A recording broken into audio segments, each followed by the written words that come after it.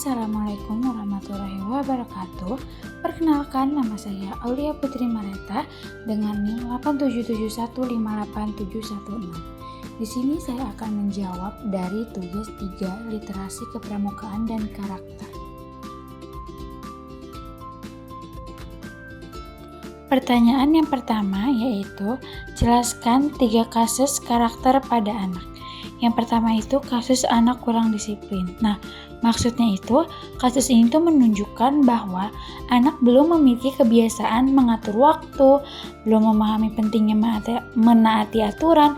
Ketidakdisiplinan ini muncul karena anak lebih mengikuti keinginannya sendiri, menjadi kurangnya diperhatikan. Dan yang kedua, kasusnya itu kasus anak kurang empati. Nah, maksudnya itu anak ini menunjukkan bahwa anak belum mampu memahami perasaan orang lain dan belum terlatih untuk merespons secara peduli. Nah, yang ketiga itu ada kasus anak kurang jujur. Nah, maksudnya itu tindakan ini tuh biasanya muncul karena anak takut dimarahi, merasa malu, mengakui kesalahan, atau terbiasa melihat orang-orang dewasa di sekitarnya tidak jujur. Nah, perilaku ini tuh akan berdampak buruk pada dirinya. Kasus ini tuh menunjukkan bahwa anak masih kesulitan menyampaikan kebenaran dan bertanggung jawab.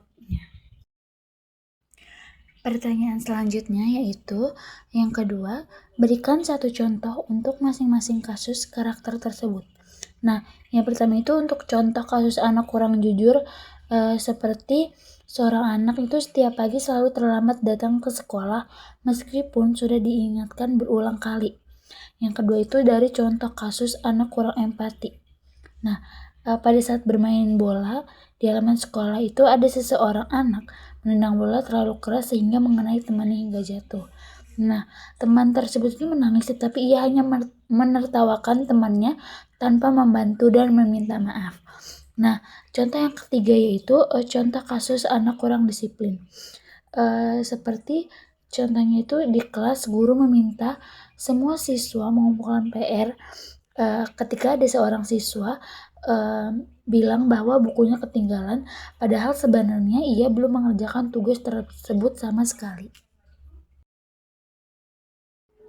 Pertanyaan selanjutnya yaitu yang ketiga, analisis dampak dari kasus karakter tersebut baik untuk anak sendiri maupun untuk lingkungan. Nah, dan bagi anak dari kasus anak kurang jujur yaitu kehilangan kepercayaan kepada kebohongan atau terbongkarnya anak tersebut akan sulit mendapatkan kepercayaan oleh guru, teman maupun orang tua. Nah, untuk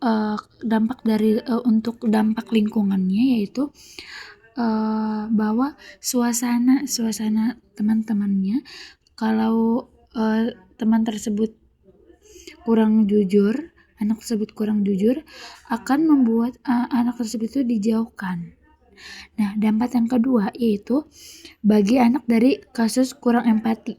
Nah, yaitu kesulitan teman. Maksudnya karena merasa kurang dipedulikan, jadi teman tersebut itu tidak mau berteman dengan kurang empati. Nah, untuk dampak lingkungannya yaitu jika ada teman yang lain, dia tidak mau peduli karena suasana hatinya itu tidak mau gitu. Nah, untuk dampak yang ketiga yaitu dari kasus kurang disiplin. Maksudnya itu prestasi anak tersebut itu menurun karena kurangnya kedisiplinan belajar, kurangnya fokus belajar, dan sering terlambat karena tidak bisa mengatur waktu dengan baik. Nah, untuk dampak lingkungannya yaitu dia itu tidak dipedulikan oleh temannya karena dia sendiri tidak mau disiplin. Nah, pertanyaan yang keempat yaitu jelaskan pengertian individu yang sehat menurut 3 dari 7 pakar tersebut. Nah, di sini yang pertama itu dari menurut Fritz Perls. Jadi menurut dia itu orang-orang yang sehat itu dapat mengatur dirinya sendiri tanpa tekanan dari luar. Nah, dia itu percaya bahwa keadaan dia yang sendiri itu dapat menimbulkan perkembangan pribadi yang sehat. Jadi tanpa memikirkan dari orang luar gitu, maksudnya bukan dari dia sendiri. Nah, Pers itu percaya bahwa pikiran atau berfungsi itu ada pada dua tingkat, yaitu tingkat publik atau tingkat laku lahiriah dan tingkat pribadi, pikiran dan hayalan yang ia pikirkan sendiri. Yang kedua, untuk pakar dari pengertian individu yang sehat, yaitu menurut Carl Rogers, bahwa menyatakan orang-orang sehat itu mampu mengatur sendiri pertumbuhan tanpa terhalang oleh masa kanak-kanak. Nah, maksudnya pada masa kecil itu anak mengembangkan pengertian diri. Maksudnya konsep diri yang mereka butuhkan, seperti butuhkan waktu dari cinta kasih sayang, situasi yang positif, dan lain sebagainya. Nah, anak itu harus dihindarkan dari tingkah laku atau pikiran yang menyebabkan celaan atau pikiran yang negatif-negatif. Jadi untuk anak-anak itu harus dilakukan dengan positif, seperti itu. Nah, yang selanjutnya itu pakar menurut Erich Fromm. Jadi menurut beliau, mendeskripsikan kepribadian sehat itu sebagai kepribadian yang ditentukan oleh kekuatan sosial yang mempengaruhi masa kanak-kanak dan juga oleh kekuatan historis. Maksudnya, ini tuh pengalaman dia semasa hidupnya.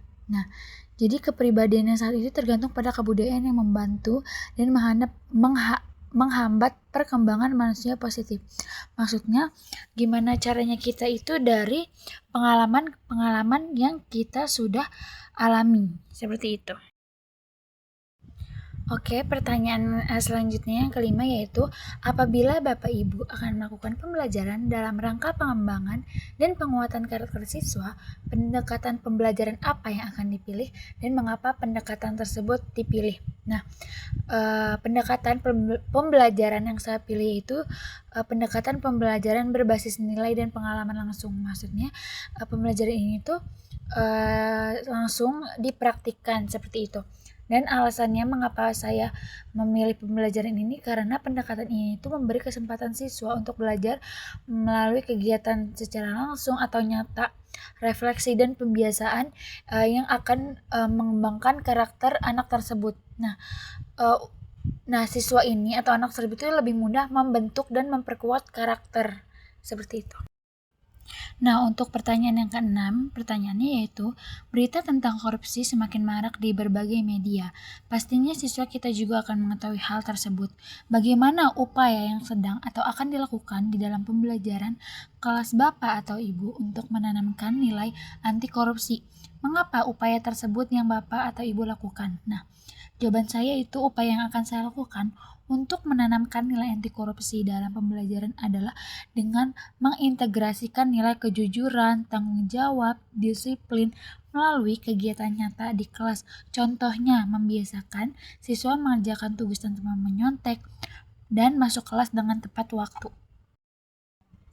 Untuk pertanyaan yang ketujuh, pertanyaannya yaitu, pendidikan karakter merupakan salah satu fokus dari kurikulum Merdeka. Hal ini berarti bahwa proses pembelajaran harus difokuskan pada penanaman dan penguatan nilai-nilai karakter pada siswa. Sehubungan dengan itu, berdasarkan pengamatan Bapak Ibu di sekolah dan masyarakat sekitar sekolah tempat bertugas, nilai karakter apa yang sedang menjadi trending topik yang perlu menjadi perhatian? Mengapa nilai karakter tersebut sampai menjadi trending topik? Jawaban saya yaitu, nilai karakter yang saat ini menjadi trending topik untuk diperhatikan adalah disiplin dan tanggung jawab. Hal ini tuh terlihat dari banyak siswa yang mulai mengalami penurunan kedisiplinan, seperti masuk kelas masuk kelas tidak tepat waktu dan lain sebagainya. Nah, alasan nilai karakter ini menjadi trending topik karena yang pertama, perubahan kebiasaan belajar setelah pandemi itu membuat beberapa siswa itu kurang terbiasa teratur. Yang kedua itu pengaruh media digital yang sangat kuat. Jadi karena sekarang sosial media sudah marak, jadi kadang siswa tersebut itu bermalas-malasan gitu. Dan yang ketiga, dukungan lingkungan yang bervariasi atau dukungan yang kurang konsisten. Oleh karena itu, penanaman nilai disiplin itu perlu mendapatkan perhatian khusus agar siswa itu memiliki kebiasaan atau memiliki karakter yang positif. Untuk pertanyaan yang terakhir atau yang ke-8, pertanyaannya yaitu, masalah atau kasus yang dihadapi anak sangat bervariasi. Tentu saja, hal tersebut sangat berdampak pada terhambatnya kepribadian sehat anak. Sekolah itu dituntut untuk dapat menyediakan kondisi yang mampu memenuhi kebutuhan dasar siswa, seperti kondisi atau situasi sekolah yang nyaman, aman, hubungan sosial antara siswa dan siswa, guru yang harmonis, serta adanya penghargaan terhadap keberadaan mereka. Berdasarkan pengamatan Bapak Ibu, kasus anak apa yang sering muncul di sekolah, dan apa upaya pencegahan yang sudah dan akan dilakukan supaya tidak terjadi kasus yang tidak diharapkan. Nah, jawaban saya yaitu kasus anak yang sering muncul di sekolah adalah kurangnya kemampuan sosial, seperti seringnya bertengkar, sulitnya kerjasama antara teman. Maksudnya kerjasama itu membantu anak yang kesusahan atau tidak mampu mengelola emosi. Dan hal ini tuh karena beberapa siswa itu cepat tersinggung atau bahkan bisa membuli temannya. Dan upaya pencegahan yang sudah dan akan dilakukan yaitu membangun suasana kelas yang nyaman dan aman, seperti membuat kesepakatan kelas bersama siswa. Kedua itu melakukan kegiatan penguatan karakter, misalnya kerja kelompok, permainan edukatif, diskusi, dan lain sebagainya. Ketiga itu memberikan pendampingan dan komunikasi yang baik. Keempat, memberikan contoh positif melalui sikap guru yang adil, menghargai siswa, dan lain sebagainya. Dan yang terakhir itu menciptakan kegiatan sekolah yang inklusif. Sekian presentasi dari saya. Mohon maaf apabila ada kesalahan kata yang kurang berkenan atau kesalahan editan. Mohon maaf. Cukup sekian dari saya. Wassalamualaikum warahmatullahi wabarakatuh.